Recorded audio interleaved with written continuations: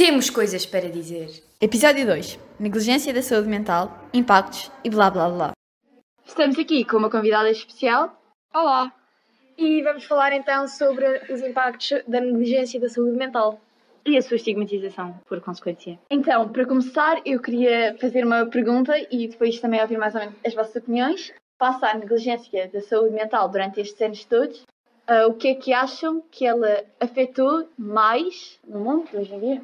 Um dos principais problemas da negligência da saúde mental é que primeiro foi desenvolvido a parte do corpo e a parte da saúde mais física e só depois dessa parte já estar mais ou menos coberta é que se começou a desenvolver os problemas mentais, porque até muito recentemente aquilo que se dizia era a pessoa está maluca, ela está louca e isso abrangia tudo. E eu acho que isso vai ser um dos principais fatores que impulsionam a negligência da saúde mental. É o facto desta ainda ser muito recente e, portanto, ainda haver muitas pessoas que desacreditam e que acham que está tudo na cabeça e que não é um verdadeiro problema. Eu sei que isto é muito dito, mas a questão do isso estar tudo na cabeça nunca vai poder ser um argumento válido. Porque isso é como dizer a alguém que tem asma que está tudo nos pulmões. Claro que está tudo na cabeça, porque qualquer outra doença vai afetar um órgão específico.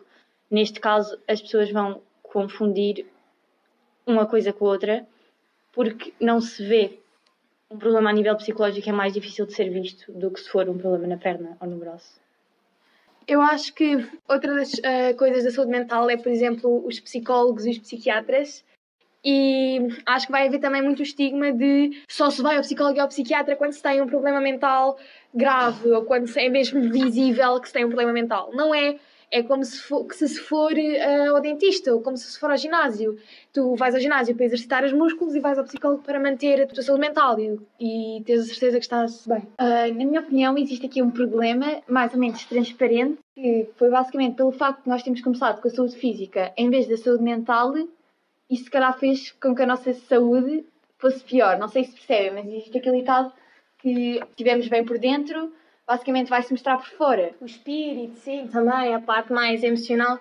Por exemplo, uma das técnicas de lavagem cerebral, que não é bem a lavagem cerebral que se vê nos filmes, mas um dos técnicos de condicionamento de pensamento, é esgotar a parte física em jogos, etc., mas manter a parte mental e a parte de celebrar tudo muito positivo. Por exemplo, estão a jogar vôlei em equipas e mesmo que seja a outra equipa a ganhar ou a fazer o ponto, marcar o ponto, celebra-se, é com abraços e beijos e tipo, o bem-estar, porque vai depois a fazer com que a pessoa aceite mais os seus circundantes. Isso é muito fácil para nós vermos o ginásio ou o dentista como uma questão de rotina, ver o psicólogo como uma questão de rotina, vai criar um estigma muito maior. Nós vamos ver essa pessoa como alguém que necessariamente tem um problema grave que tem de ser resolvido e não como alguém que está por isso simplesmente a tentar melhorar a forma como lidam com as coisas ou resolver os problemas.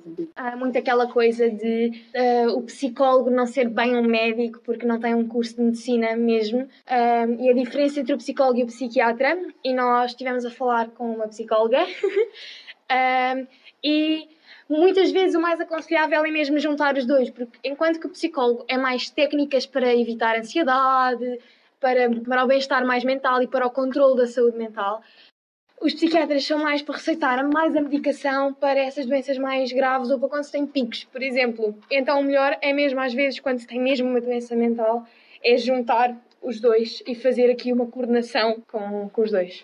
Indo mais ou menos nessa onda de psicólogos, eu acho que, por exemplo, quando uma pessoa vai ao psicólogo, nós ficamos com aquela ideia de que, tal como ela estava a dizer há pouco, quando nós vamos a um psicólogo, isto está um bocadinho associado a termos mesmo uma deficiência mental e não a ser simplesmente um problema do dia-a-dia. Por exemplo, se calhar hoje tive uma má nota ou um amigo meu fez-me qualquer coisa e eu decidi ir ao psicólogo, mas em vez disso, não, é como se eu tivesse um problema mesmo. E se calhar, se nós pararmos de ver o psicólogo como um meio de ajuda a deficiências mentais, víssemos mais como uma coisa mais simples. Estando agora centrados nos psicólogos, nós estamos num gabinete de psicologia, estamos a gravar isto num gabinete de psicologia, e temos, por exemplo, uma parede cheia de cartazes que só com boa energia para melhorar o dia e para ser a parte mais animada. Por exemplo, a boa energia é contagiosa. Ou quando sentires vontade de parar, pensa naquilo que te fez começar.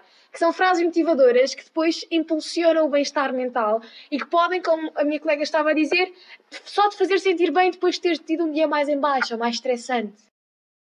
Estavas a dizer era giro, porque muitas vezes as pessoas veem a questão de ir ao psicólogo como só se vai ao psicólogo se tu tiveres uma doença identificada. Mas a verdade é, tu podes ir ao médico se tu fizeres uma lesão ou se tiveres alguma coisa que tens de resolver, por exemplo, baixar o teu colesterol, e muitas vezes as pessoas vão ao psicólogo para melhorar o controle de impulsos ou problemas de raiva. Depois de teres dito aquelas frases, até fica mais motivada, pode-se dizer. Então, e agora também, falando mais acerca da negligência por parte parental, que também muitas vezes acontece, não sei, é que se calhar não vai acontecer na nossa geração para os nossos filhos ou para os nossos netos. Mas antes acontecia muito isso. Ou seja, às vezes os nossos parentes, ou às vezes vemos nas notícias pessoas mais velhas, que acham que, por exemplo, um problema como a depressão, ou algum desses problemas, é uma pessoa que tem de ir para um manicômio. Não é uma coisa normal. Apesar de muita gente hoje em dia ter, as pessoas associam sempre a depressão e esses problemas a uma coisa de manicômio, ou senão, está como já mais no início do vídeo estavam a dizer, são problemas mais associados a estar tudo na cabeça, a de estar dentro de nós. Ou seja, se nós, num estalar de dedos, desde que nós pensemos de outra maneira, daqui a um minuto já vamos estar bem. Isso às vezes não acontece. Sim, às vezes também pensam que é culpa nossa. Como se às vezes partir um dedo se calhar também é culpa nossa. Fomos nós que estávamos a jogar vôlei. Mas não deixa de ser uma coisa que vai ter que ter uma cura e que vai ter que ser acompanhada. Outra coisa que eu queria dizer era, por exemplo, pegando nessa parte da aceitação e do facto de se calhar nós não irmos negligenciar tanto os nossos filhos, é também que o facto, este conceito de saúde mental, eu acho, que tem sido bastante, embora a mudança seja lenta e há de ser lenta, eu acho que é cada vez mais aceito este conceito e é cada vez mais alertado.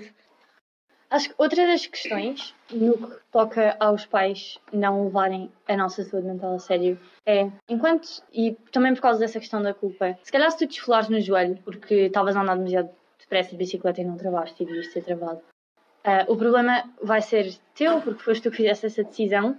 Muitas vezes os problemas que nós temos face a como lidamos com as coisas são ou genéticos ou foram propiciados pela maneira como os nossos pais nos educaram ou como nos tratam, e por isso vai ser muito mais difícil para eles admitirem que também tiveram um impacto nisso, e por isso não vão levar tanto a sério como levariam se fosse outra coisa. Sim, eu acho que às vezes precisas de ver para acreditar ou de vivenciar mesmo para conseguir abrir os olhos face a alguns problemas. E esse é o problema da maior parte das pessoas, é que não acredita num certo conceito até o vivenciar. Pegando nessa parte da comparação também, de comparar as próprias vivências com o problema em mãos, também há aquela questão da ansiedade também e da depressão nos jovens do secundário, por exemplo. É o facto também de, se calhar, a escola também tem tido, se calhar, alguma pressão acrescida por causa do tempo que vivemos, em que é um tempo muito mais rápido, as redes sociais têm que estar sempre a par e tudo. E se calhar isso também aumenta a ansiedade em comparação a algo que se vivia há, por exemplo, 30 anos, que era quando os nossos pais estavam na escola, e se calhar isso também vai dificultar a comparação e compreender essa parte da ansiedade. Sim, e nós hoje em dia acabamos por nos preocupar com coisas muito mais pequenas. Ou seja, antigamente, para nós termos o nível de ansiedade que temos hoje em dia ao ter um teste, nós tínhamos de quase estar à beira de uma autoestrada, à beira de um penhasco. E apesar de muitas pessoas viverem assim, experienciarem isso, continua sem ser levado a sério e continua sem haver os recursos, ou os recursos não são distribuídos da melhor forma para que essas pessoas sejam tratadas ou para que a necessidade que há de profissionais seja preenchida. Há pouco estávamos a falar de quando nós estamos a andar de bicicleta e o autocarro passa. Nessa altura nós estamos com muita ansiedade e stress, mas acaba por se transformar em adrenalina.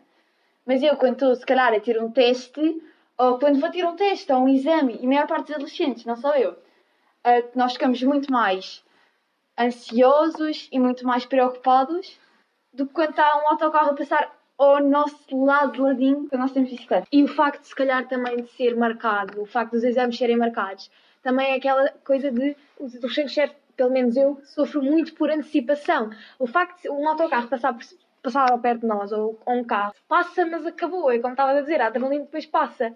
O exame, o stress e o estudar e tudo vai nos acompanhar desde pelo menos 2 semanas antes de um exame muito importante. E isso depois vai construindo os níveis, porque é uma data marcada e nós temos que nos preparar. E depois é tal coisa de sofrer por antecipação. Acho que isso de sofrer por antecipação tem a ver com, hoje em dia, a maneira como nós vivemos tudo conta. Porque as coisas são muito mais registadas em termos de redes sociais e tecnologia. Tu também tens muito mais pressão e de uma idade cada vez mais jovem em fazer decisões para o teu futuro. Então, além de nós estarmos a viver o presente para o futuro, estamos sempre a preparar-nos para como vamos viver assim e estamos a pensar nas nossas condições de vida de quando vamos ser mais velhos para podermos proporcionar as condições de vida melhores para os nossos filhos e sempre passar à frente em vez de estarmos agora. Também não ajuda em termos de ansiedade. E o mindfulness foca-se muito nisso, em estarmos presentes. Tens também a questão do descontar, vai aumentar os standards que as pessoas têm para si próprias e para os outros, o que muitas vezes resulta em perfeccionismo e por estes andarem lado a lado, a questão do stress e do perfeccionismo cria tudo uma bola complicada de lidar. E isso não é reconhecido e acaba por controlar ou restringir, limitar a vida de muitas pessoas. Sim, e em vez de nós levarmos, tipo, o ontem é o passado, o hoje é um presente, é uma prenda, e o amanhã é um mistério, nós levamos como o ontem é um passado que que nós ainda vivemos hoje e que nós temos de apagar. O hoje é uma antecipação para o futuro e o futuro É uma coisa que tem que ser planeada E uma coisa que normalmente vemos como negativa. e que é uma origem tão grande de stress. O passado normalmente é uma coisa com que nós nos preocupamos bastante, porque uma coisa que nós fizemos mal e que nós, gostaríamos que, ou seja, se nós temos uma máquina no tempo, voltar atrás para corrigir isso. E nós muitas vezes, no presente, quando temos tempo para pensar naquilo, queremos corrigir o passado, como eu estava a dizer. Temos imensa tendência a, por exemplo, chorar sobre o leite derramado. Sim, isso acontece principalmente nos adolescentes e também nos adultos, porque eles têm muita coisa com que se preocupar hoje em dia. E também no passado. E há coisas que nós gostaríamos, todos nós, de corrigir, não é? Eu por acaso vi uma TED Talk, voltando à parte do perfeccionismo. O perfeccionismo vai ser uma das vertentes do transtorno obsessivo compulsivo. E vai ser um mito, porque nós muitas vezes, atualmente, levamos o perfeccionismo como uma coisa boa, ser perfeccionista e tudo. E não é. É uma variável de um transtorno mental. E que, levado ao extremo, nesse transtorno obsessivo compulsivo, vai ser uma coisa muito prejudicial. Nessa TED Talk, a rapariga, quando estava na faculdade, ela tinha que ter as notas numa folha completamente lisa, sem manchas, tudo bonito. E na faculdade, sendo a faculdade, não dava para fazer isso, as folhas abascavam-se e tudo, e então ela parou de tirar notas.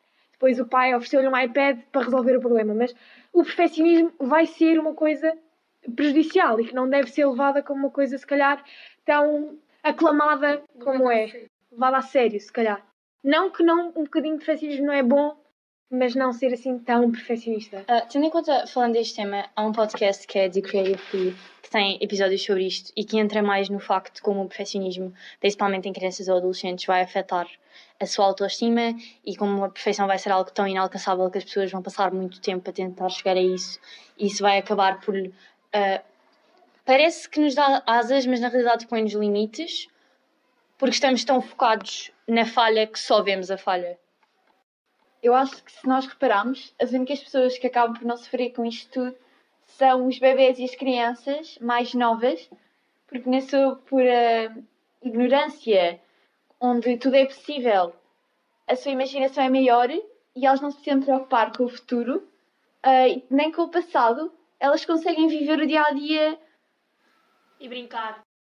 Cada vez mais tu tens diagnóstico de distúrbios como depressão ou mesmo problemas destes, de controle de impulsos, etc., em crianças cada vez mais novas por causa da maneira como nós vivemos. Desde os horários é que são obrigadas a estar desde cedo a muito tarde, desde o facto da escola causar danos psicológicos aos miúdos porque restringe a criatividade deles, etc. Mesmo eles, tirando o melhor desta situação toda, cada vez o vão fazer menos. E eu acho que é isso. Obrigada por nos ouvirem.